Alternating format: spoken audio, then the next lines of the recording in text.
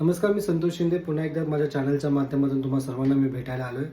आणि आज 15 ऑगस्ट सर्वांना 78व्या स्वातंत्र्य दिनाच्या खूप खूप शुभेच्छा.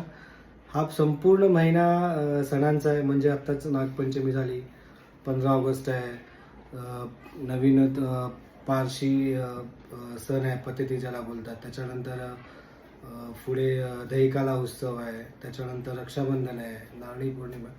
अशा अनेक सणांचा हा महिना आहे. आणि जे बँकर्स असतील, स्कूल्स असतील, त्यांना खरंच खूप मजा आहे, कारण की खूप हॉलिडे या महिन्यामध्ये आहेत.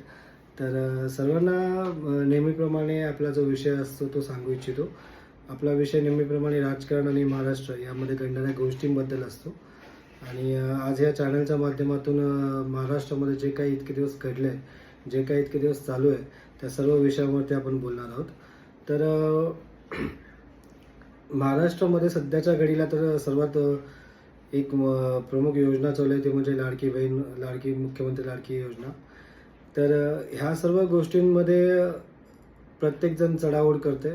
सत्ताधारी पक्ष असतील ते प्रत्येक आपापली बाजू मांडत आहेत. आणि सत्ताधारी पक्षांच्या वतीने, म्हणजे सत्ताधारी पक्षांच्या बाजूने ही संपूर्ण योजना गेलेली आहे. तर बघितलं जाल की सत्ताधारी लोकांना या गोष्टीचा खरंच खूप मोठा फायदा होणार आहे. भारतीय जनता पक्ष असू दे, शिवसेना असू द्या, राष्ट्रवादी पक्ष असू द्या, अजित पवार गट, यांच्या सगळ्यांना या गोष्टीचा खूप मोठ्या प्रमाणात फायदा होणार आहे.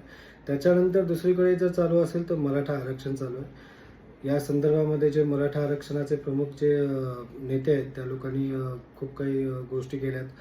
मराठा आरक्षणाच्या बाबतीमध्ये रॅली चालू आहेत, शांतताच्या रॅली चालू आहेत. अनेक जिल्ह्यामध्ये अनेक ठिकाणी या रॅली चालू आहेत. प्रत्येकजण आपापल्या बाजूने पक्ष बांधून पक्षाच्या दृष्टिकोनातून गोष्टी करत आहेत. आणि ह्या सर्व गोष्टींकडे जर आपण बारकाईने पाहत असाल तर ह्या सर्व गोष्टींचं एकमेव कारण म्हणजे 2024ची विधानसभा. तर तुम्हाला सांगू इच्छितो, 2024च्या विधानसभेमध्ये प्रत्येकजण आपापल्या परीने बाजू मांडत आहेत, पक्षाची बांधणी करत आहेत. तर 2024ची जी विधानसभा आहे ती खरंच प्रत्येक पक्षाच्या दृष्टिकोनातून अत्यंत महत्त्वाची आहे.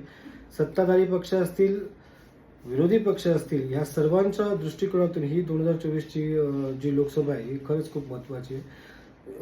गेलेली जी लोकसभाचे जे निवडणुकीचे जर आपण निकाल पाहता तर गेलेल्या निवडणुकीमध्ये महाराष्ट्रामध्ये काँग्रेसला जास्त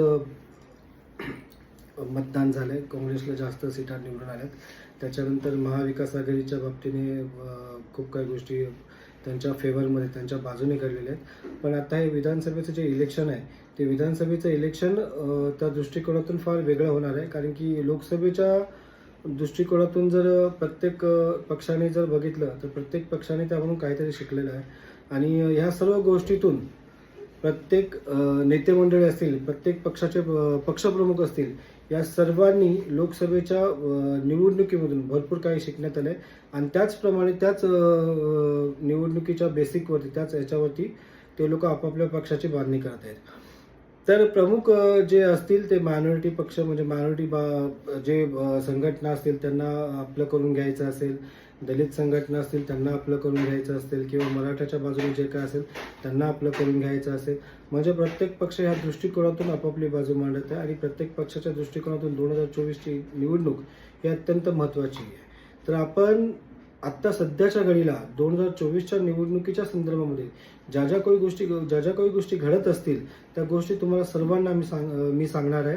आणि पुढच्या माझ्या व्हिडिओच्या माध्यमातून 2024ची जी निवडणूक आहे ती कुठल्या बेसवरती, कुठल्या गोष्टींवरती लढवली जाणार आहे, आणि जे प्रमुख पक्ष असतील, शिवसेना, भाजप पक्ष, राष्ट्रवादी पक्ष, या सर्व प्रमुख पक्षांमार्फत कुठली योजना आणि जनसंपर्क कसा केला जाणार आहे, आणि जनसंपर्कामध्ये कोणकोणत्या गोष्टी मांडल्या जाणार आहेत, या सर्व गोष्टींमध्ये आपण पुढच्या व्हिडिओमध्ये बोलणार आहोत. Thank you so much.